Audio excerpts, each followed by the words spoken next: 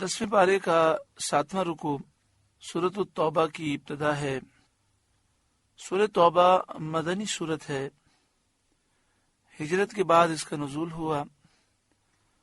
कुरान पाक की तरतीब के एतबार से इसका नंबर 9 है और कुरान पाक नाजिल होने के एतबार से इसका नंबर 113 है। इसमें 129 आयात हैं और 16 रुकू हैं। बाज़ उलमा के नज़दीक लक़द जाअकुम रसूलुम मिन अनफुसिकुम से लेकर आखिर तक, यानी आखिरी 2 आयतें 128 और 129, ये बाज़ उलमा के नज़दीक ये मक्की आयतें हैं। हिजरत से पहले इनका नुज़ूल हुआ। इस सूरत के 10 नाम हैं। इनमें से तौबा और बराअत 2 नाम मशहूर हैं। इस सूरत के शुरू में बिस्मिल्लाह नहीं लिखी गई। इसकी असल वजह यह है कि जिब्रील अलैहिस्सलाम इस सूरत के साथ बिस्मिल्लाह लेकर नाजिल ही नहीं हुए थे और नबी करीम सल्लल्लाहु अलैहि वसल्लम ने बिस्मिल्लाह लिखने का हुक्म नहीं फरमाया। हजरत अली मुर्तदा रदी अल्लाह तआला अन्हु से मरवी है कि बिस्मिल्लाह अमान है और ये सूरत तलवार के साथ अमन उठा देने के लिए नाजिल हुई, इसलिए इसके शुरू में बिस्मिल्लाह नहीं लिखी गई और ना पढ़ी जाती है। बुखारी ने हजरत बरा से रिवायत किया कि कुरान करीम की सूरतों में सबसे आखिर यही सूरत नाजिल हुई। वो के मशहूर तो यह है कि इसका नुज़ूल के एतबार से नंबर 113 है, लेकिन हजरत बरा ये फरमाते हैं कि इसका नुज़ूल के एतबार से नंबर 114 है। बराअतुम मिनल्लाहि व रसूलिही इलल्लज़ीना आहदतुम मिनल मुशरिकीन, बेजारी का हुक्म सुनाना है अल्लाह और उसके रसूल की तरफ से उन मुशरिकों को जिनसे तुम्हारा मुआहिदा था और वो कायम न रहे। मुशरिकीन अरब और मुसलमानों के दरमियान मुआहिदा था। इनमें से चंद कबीलों के सिवा सब ने मुआहिदा तोड़ दिया, अहद शिकनी की। जिन लोगों ने अहद तोड़ दिया इनका अहद साकित कर दिया गया और हुक्म दिया गया कि 4 महीने वो अमन के साथ जहां चाहें गुजारें, इनसे कोई तारुज न किया जाएगा। इस अरसे में उन्हें मौका है कि खूब सोच समझ लें कि इनके लिए क्या बेहतर है और अपनी एहतियातें कर लें और जान लें कि इस मुद्दत के बाद इस्लाम मंजूर करना होगा या कत्ल। ये सूरत सन 9 हिजरी में फतह मक्का से 1 साल बाद नाजिल हुई। मक्का शरीफ फतह हुआ 8 हिजरी में और ये सूरत 1 साल के बाद नाजिल हुई। रसूल करीम सल्लल्लाहु अलैहि वसल्लम ने इस सन में हजरत अबू बकर सिद्दीक रदी अल्लाह तआला अन्हु को अमीर हज मुकर्रर फरमाया था। क्योंकि हज फर्ज हुआ 9 हिजरी में, तो नबी अकरम सल्लल्लाहु अलैहि वसल्लम ने हज के लिए काफिला रवाना फरमाया और अमीर हज हजरत अबू बकर सिद्दीक रदी अल्लाह तआला अन्हु को मुकर्रर फरमाया। फिर इनके बाद हजरत अली रदी अल्लाह तआला अन्हु को हुज्जाज के मजमे में ये सूरत सुनाने के लिए प्यारे आका सल्लल्लाहु अलैहि वसल्लम ने भेजा। उस वक्त फतेह मक्का के बावजूद हज में मुसलमान भी थे और काफिर मुशरिक भी थे। चुनाचे हजरत अली रदी अल्लाह तआला अन्हु ने 10 ज़िलहिज्जा को जमरा अक़बा के पास खड़े होकर निदा की। 10 ज़िलहिज्जा को जो हाजी साहिबान होते हैं ये मुज़दलिफा में रात गुजार कर फिर मुज़दलिफा में फजर की नमाज पढ़कर वो 10 ज़िलहिज्जा को मिना आते हैं और जमरा अक़बा से मुराद है बड़ा शैतान, जिसे हमारे उर्फ में बड़ा शैतान कहते हैं। वहां पर आकर 7 कंकरियां बड़े शैतान को मारते हैं। फिर इसके बाद हज तमत्तु करने वाले, हज किरान करने वाले, उन पर कुर्बानी वाजिब है, वो कुर्बानी करते हैं اور حج افراد کرنے والے پہ قربانی واجب تو نہیں ہے، لیکن کر لے تو مستحب ہے۔ اس کے بعد وہ اپنے بال کٹواتے ہیں، احرام اتار دیتے ہیں اور پھر طواف زیارت کے لیے مکہ شریف جاتے ہیں۔ طواف زیارت کرنے کے بعد وہ پھر منا آتے ہیں اور 11-12 کی رمی کرتے ہیں، منا میں قیام کرتے ہیں۔ 11 کو اور 12 کو زوال کے بعد رمی کرنے کا وقت شروع ہوتا ہے۔ 11 اور 12 کو تینوں شیطانوں کو 7 کنکریاں ماری جاتی ہیں۔ 12 کے بعد جو جانا چاہیں وہ جا سکتے ہیں، اور جو رکنا چاہیں اور فضیلت حاصل کرنا چاہیں وہ 13 کو بھی کنکری مار کے پھر جاتے ہیں۔ تو حضرت علی رضی اللہ تعالیٰ عنہ 10 ذی الحجہ کو جمرہ عقبہ کے پاس کھڑے ہو گئے اور آپ نے ندا کی۔ اس وقت تمام حجاج، مسلمان بھی اور جو مشرک و کافر آئے تھے وہ بھی شیطان کو کنکریاں مار رکھے تھے۔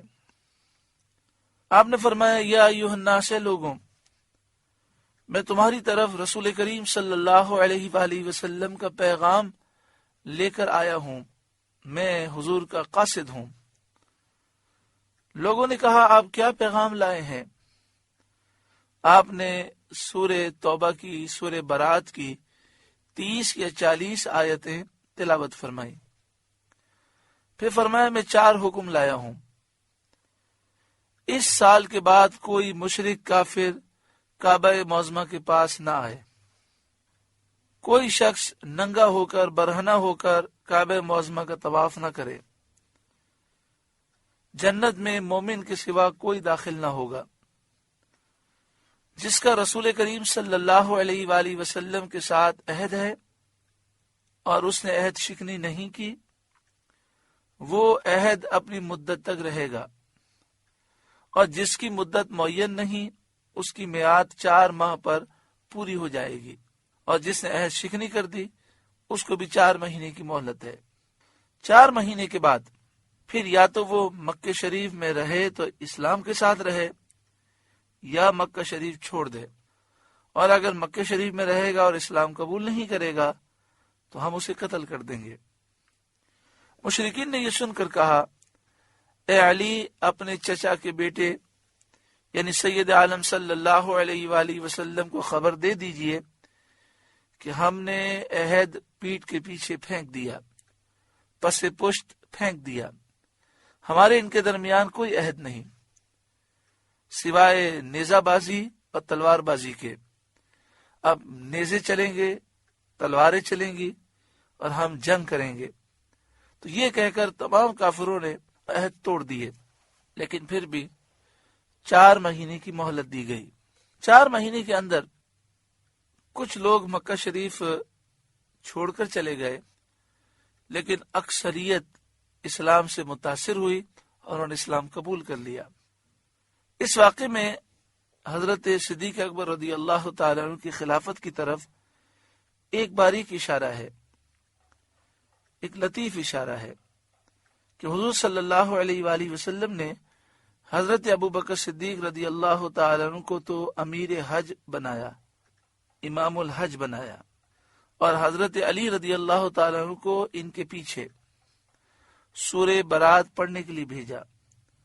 تو حضرت ابوبکر صدیق امام ہوئے اور حضرت علی مقتدی۔ اس سے حضرت ابوبکر صدیق رضی اللہ تعالیٰ عنہ کی تقدیم حضرت علی رضی اللہ تعالیٰ عنہ پر ثابت ہوئی۔ براءۃ من اللہ ورسولہ الی الذین عاہدتم من المشرکین، بیزاری کا حکم سنانا ہے اللہ اور اس کے رسول کی طرف سے ان مشرکوں کو جن سے تمہارا معاہدہ تھا اور وہ معاہدے پر قائم نہ رہے۔ فسیحوا فی الارض 4 اشہر، تو 4 مہینے زمین میں چلو پھرو۔ پھر ذہن میں رکھیے گا کہ نبی اکرم صلی اللہ علیہ وآلہ وسلم کا یہ پیغام لے کر حضرت علی نے اعلان فرمایا 10 ذی الحجہ کو۔ اب 4 مہینے کب پورے ہوں گے؟ محرم، صفر، ربیع الاول، ربیع الثانی۔ ربیع الثانی کی 11 تاریخ، 11 ربیع الثانی کو یہ 4 مہینے پورے ہوں گے۔ یعنی جیسے ہی 11 ربیع الثانی آئی تو ان کا وقت پورا ہو گیا۔ اور یہ سن کون سا تھا؟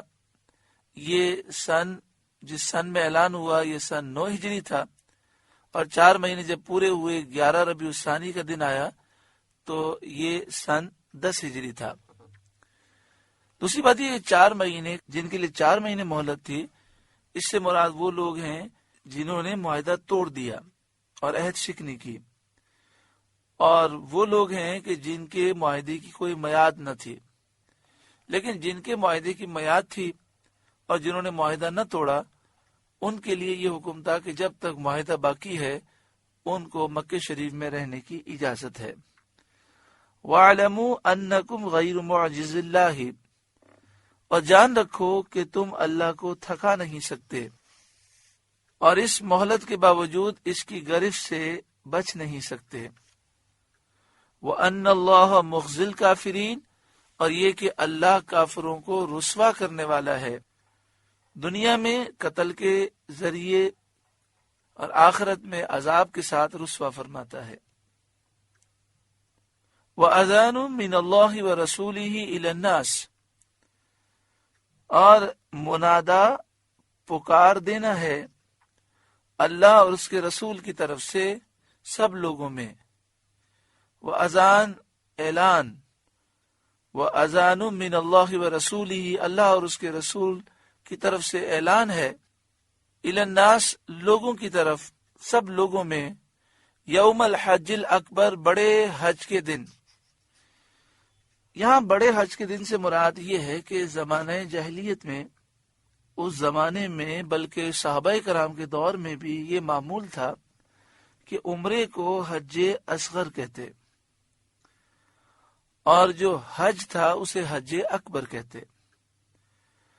جو عمرہ کرنے آئے یا حج کرنے آئے اسے حاجی کہتے۔ آج بھی آپ مکہ شریف مدینہ شریف میں جا کر دیکھیں تو آپ عمرہ کرنے جائیں پھر بھی وہاں کے لوگ آپ کو حاجی کہتے ہیں۔ تو عمرے کو وہ لوگ حج اصغر کہتے اور حج کو حج اکبر کہتے۔ ہاں یہ ضرور ہے کہ جمعے کے دن اگر حج ہو جائے، 9 ذی الحجہ یوم عرفہ جمعے کا دن آ جائے، تو لوگ ہمارے عرف میں اسے بڑا حج کہتے ہیں، حج اکبر کہتے ہیں۔ اس حج کو حج اکبر کہنے کی وجہ یہ ہے کہ نبی اکرم صلی اللہ علیہ وآلہ وسلم نے جب حج فرمایا تو 9 ذی الحجہ یوم عرفہ جمعے کو ہوا، تو اس لیے مسلمان اس حج کو جو جمعے کے دن ہو، حج وداع جو سرکار نے حج فرمایا آخری، اس کی یاد میں اسے حج اکبر کہتے ہیں۔ اور یہ مسئلہ بھی ذہن نشین رہے کہ حج کا ثواب تو بہت ہے، لیکن اگر جمعے کو حج ہو تو وہ حج 70 حج کے برابر ہے۔ مگر یہاں پر حج اکبر اس لیے کہا گیا کہ اس زمانے میں عمرے کو حج اصغر کہتے تھے اور حج کو حج اکبر کہتے تھے۔ یوم الحج الاکبر بڑے حج کے دن، ان اللہ بریء من المشرکین ورسولہ، کہ اللہ بیزار ہے مشرکوں سے اور اللہ کے رسول بیزار ہے مشرکوں سے۔ فَإِن تُبْتُمْ، تو اگر تم توبہ کرو، غداری سے توبہ کرو اور کفر سے توبہ کرو، فَهُوَ خَيْرٌ لَكُمْ، تو تمہارا بھلا ہے۔ وَإِن تَوَلَّيْتُمْ، اور اگر تم منہ پھیرو، ایمان لانے سے منہ پھیرو اور توبہ کرنے سے منہ پھیرو، فَاعْلَمُوا، خوب جان لو، أَنَّكُمْ غَيْرُ مُعْجِزِ اللَّهِ، تم اللہ کو نہ تھکا سکو گے۔ یہ بہت بڑی وعید ہے، اور اس میں یہ اعلان کیا گیا کہ اللہ تعالی عذاب نازل کرنے پر قادر ہے۔ وَبَشِّرِ الَّذِينَ كَفَرُوا بِعَذَابٍ أَلِيمٍ، اور کافروں کو خوشخبری سناؤ دردناک عذاب کی۔ إِلَّا الَّذِينَ عَاهَدتُّم مِّنَ الْمُشْرِكِينَ، مگر وہ مشرک جن سے تمہارا معاہدہ تھا، ثُمَّ لَمْ يَنْقُصُوكُمْ شَيْئًا، پھر انہوں نے تمہارے عہد میں کچھ کمی نہ کی اور معاہدے کو اس کی شرطوں کے ساتھ پورا کیا۔ یہ قبیلہ بنی دمرہ تھے جو بنی کنانہ کی ایک شاخ ہے، ایک قبیلہ ہے۔ اور ان کی مدت کے 9 مہینے باقی رہے تھے۔ وَلَمْ يُظَاهِرُوا عَلَيْكُمْ أَحَدًا، اور تمہارے مقابل کسی کو مدد نہ دی۔ فَأَتِمُّوا إِلَيْهِمْ عَهْدَهُمْ إِلَى مُدَّتِهِمْ، تو ان کا عہد ٹھہری ہوئی مدت تک پورا کرو۔ ان اللہ یحب المتقین، بے شک اللہ پرہیزگاروں کو دوست رکھتا ہے۔ یعنی یہ بھی پرہیزگاری کا تقاضا ہے کہ ہم نے جس سے معاہدہ کیا اس معاہدے کو پورا کریں۔ تو اس قبیلے نے معاہدہ کیا اور وہ اس معاہدے پر قائم ہے، اور اس کی میعاد 9 مہینے باقی ہے، تو فرمایا 9 مہینے تک ان کے لیے مہلت دو۔ فَإِذَا انْسَلَخَ الْأَشْهُرُ الْحُرُمُ، پھر جب حرمت والے مہینے نکل جائیں، یعنی جن کے لیے 4 مہینے مہلت ہے ان کے لیے 4 مہینے کی مہلت ختم ہو جائے، جن کا معاہدہ باقی ہے اور کچھ مہینے باقی ہیں جیسے قبیلہ بنی دمرہ کے لوگ کہ 9 مہینے باقی ہیں، وہ 9 مہینے پورے ہو جائیں، پھر بھی مکے سے جانے کے لیے تیار نہ ہو اور اسلام بھی قبول نہ کریں، تو پھر انہیں قتل کر دو۔ فَاقْتُلُوا الْمُشْرِكِينَ، تو مشرکوں کو مارو جنہوں نے عہد شکنی کی۔ حَيْثُ وَجَدْتُمُوهُمْ، جہاں پاؤ، چاہے ہیل میں پاؤ چاہے حرم میں، کسی وقت کسی جگہ کی تخصیص نہیں۔ وَخُذُوهُمْ، اور انہیں پکڑو، وَاحْصُرُوهُمْ، اور قید کرو، وَاقْعُدُوا لَهُمْ كُلَّ مَرْصَدٍ، اور ہر جگہ ان کی طاق میں بیٹھو۔ تو یہاں ان لوگوں کا ذکر کیا گیا کہ جنہوں نے عہد شکنی کی، انہیں 4 مہینے کی مہلت دی گئی، 4 مہینے گزر جائے اور یہ اسلام بھی قبول نہ کریں اور مکہ شریف بھی نہ چھوڑیں تو انہیں قتل کر دیا جائے۔ وَقُعُدُوا لَهُمْ كُلَّ مَرْصَدٍ، ہر جگہ ان کی طاق میں بیٹھو، یعنی ان کی تلاش میں بیٹھو، جہاں ملیں انہیں قتل کر دو۔ فَإِن تَابُوا، پھر اگر وہ توبہ کریں، شرک اور کفر سے توبہ کریں اور ایمان قبول کریں، وَأَقَامُوا الصَّلَاةَ، اور نماز قائم رکھیں، وَآتَوُا الزَّكَاةَ، اور زکوٰۃ دیں، فَخَلُّوا سَبِيلَهُمْ، تو ان کا راستہ چھوڑ دو، یعنی انہیں قید سے رہا کر دو اور ان سے کوئی تعرض نہ کرو اگر یہ مومن ہو جائیں، نماز قائم کریں، زکوٰۃ دیں۔ ان اللہ غفور الرحیم، بے شک اللہ بخشنے والا مہربان ہے۔ وَإِنْ أَحَدٌ مِّنَ الْمُشْرِكِينَ اسْتَجَارَكَ، اور اے محبوب اگر کوئی مشرک آپ سے پناہ مانگے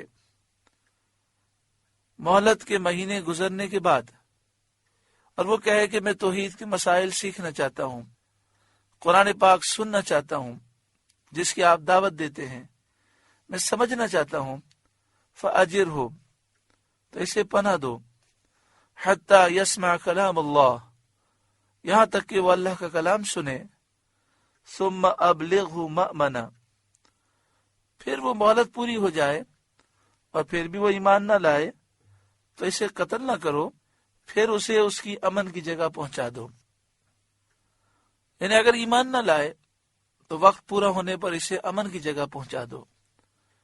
اس سے ثابت ہوا کہ مستامن کو ایذا نہ دی جائے گی، جو ہم سے امن طلب کر کے ویزا لے کر ہمارے ملک میں آیا، چاہے وہ کافر ہے، ہم اسے تکلیف نہ دیں گے، اور مدت گزرنے کے بعد اس کو دارالاسلام میں رہنے کا حق بھی حاصل نہ ہوگا۔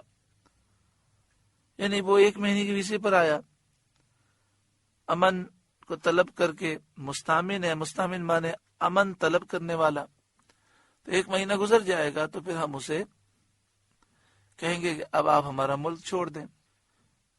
اسی طرح یہاں پر مسئلہ ہے کہ 4 مہینے کی مہلت تھی، اب 4 مہینے کی مہلت ختم ہوئی تو ہم نے کہا اسلام قبول کیا کہ نہیں؟ انہوں نے کہا ہم نے اسلام تو قبول نہیں کیا لیکن ہم سمجھنا چاہتے ہیں، تو انہیں تم اپنے پاس پناہ دو گے، اچھا کھانا دو گے، اچھے اخلاق سے پیش آؤ گے، قرآن پاک سمجھاؤ گے۔ جب وہ مدت گزر جائے پھر بھی وہ کہے کہ میں نہیں مانتا، تو اب اسے قتل نہیں کیا جائے گا بلکہ اس کو ملک سے باہر جانے دیا جائے گا۔ ذالک بانہم قوم لا یعلمون، یہ اس لیے کہ وہ نادان لوگ ہیں، اسلام کی حقیقت کو نہیں جانتے، تو انہیں امن دینا وقت دینا حکمت کے مطابق ہے تاکہ اللہ کے کلام کو سنیں اور سمجھیں۔ سورہ توبہ کا پہلا رکوع مکمل ہوا۔ یہاں پر ایک چیز کی وضاحت بہت ضروری ہے۔ لوگوں کے ذہنوں میں سوال پیدا ہوتا ہے کہ ہم تو یہ سمجھتے ہیں کہ اسلام کافروں کو ان کے دین پر باقی رہنے دیتا ہے۔ اگر کسی ملک میں کافر ہوں، مسلمان ملک میں کافر ہوں، اور وہ مسلمانوں سے معاہدہ کر لیں، وہ کہیں ہم آپ کو جزیہ دیں گے، وہ ذمہ بن جائیں، تو انہیں کافر رہنے کی گویا کہ ایک طرح سے اجازت ہو جاتی ہے۔ یہ لوگ سوال کرتے ہیں، وہ اپنے عبادت خانوں میں عبادت کر سکتے ہیں، اپنے دین پر قائم رہ سکتے ہیں، انہیں قتل نہیں کیا جاتا۔ لیکن یہاں تو یہ ہے کہ مکہ شریف میں 4 مہینے گزر گئے تو فرمایا گیا کہ 4 مہینے کے بعد جو مکے میں موجود ہے یا تو ملک چھوڑ دے۔ اگر ملک نہیں چھوڑے گا، 4 مہینے سے پہلے ملک نہیں چھوڑا اور 4 مہینے کے بعد پایا گیا تو اسلام قبول کر لے۔ اگر اس نے اسلام قبول نہیں کیا تو اسے قتل کر دیا جائے گا۔ اور باقاعدہ الفاظ ہیں فقتلوا المشرکین حیث وجدتموہم، تو مشرکوں کو مارو جہاں پاؤ، وخذوہم، اور انہیں پکڑو، واحصروہم، اور انہیں قید کرو، وقعدوا لہم کل مرصد، اور ہر جگہ ان کی طاق میں بیٹھو۔ تو اس کا مطلب کیا ہے؟ مسئلہ یہ ہے کہ مکہ شریف میں جو لوگ تھے جو ایمان نہیں لائے وہ باغی تھے۔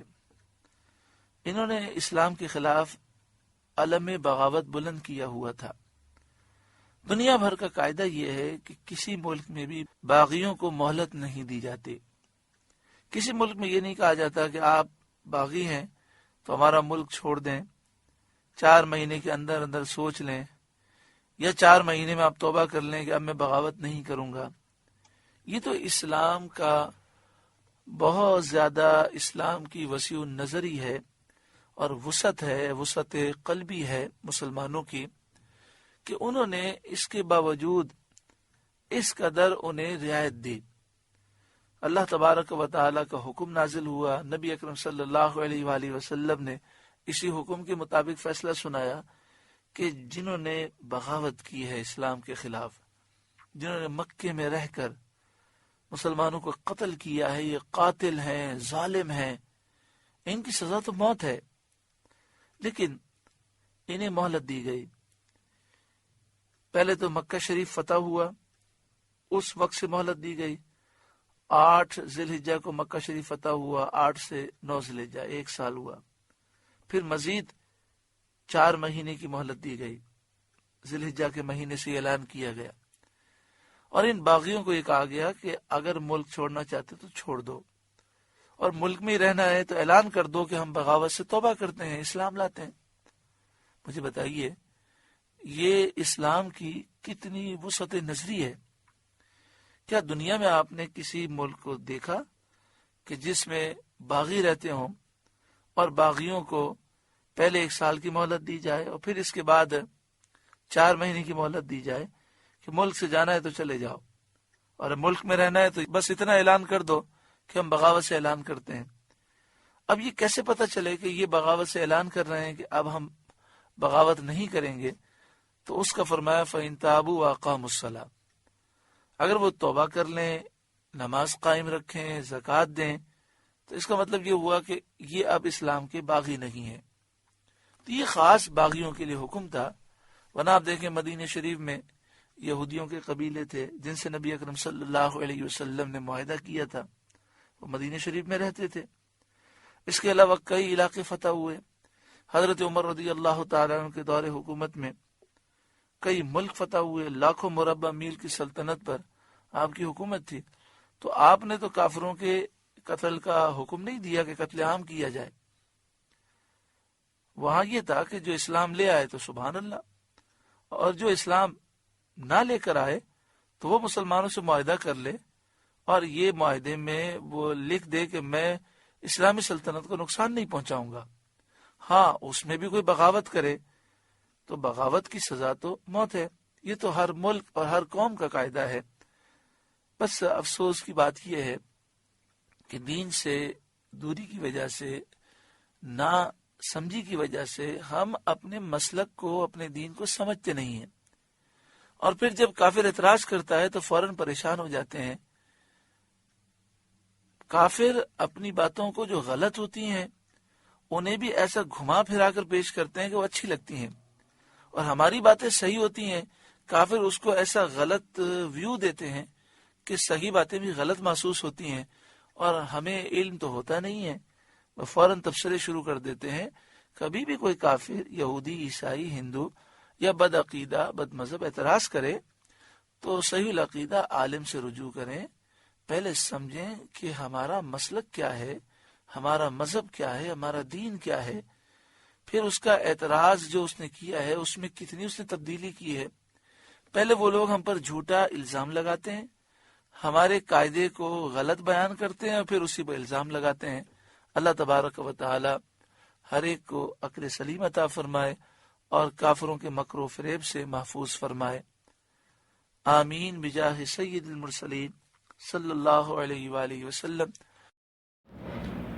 آپ سے گزارش ہے کہ قرآن کے اس پیغام کو آگے پہنچا کر ثواب جاریہ حاصل کریں۔